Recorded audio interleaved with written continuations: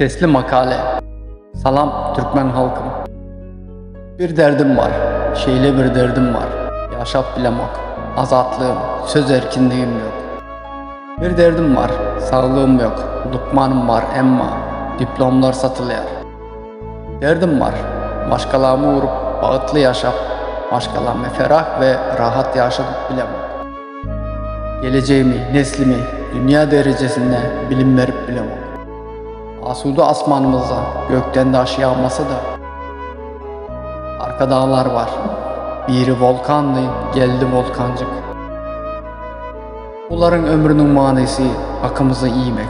Esas kitap halkımızın hakikatlarıdır, kıyınçılıklarıdır.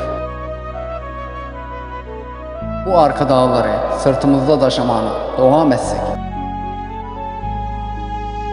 başımızı kaldırıp dikelip bilmeriz. Çünkü omurgasızlar omzumuzda. Aslında derdim köp, yönü bir derdim var.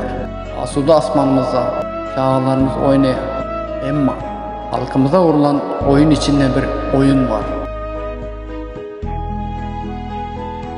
Bu çürük binanın yıkılışını başlatma vakti geldi. Geçmesin.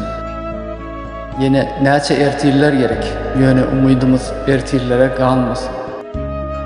Ağzımızı yumdursalar da içimiz, vicdanımız haykırmaz mı? Şeyle bir derdim var, sizin hiç derdiniz yok mu entegem?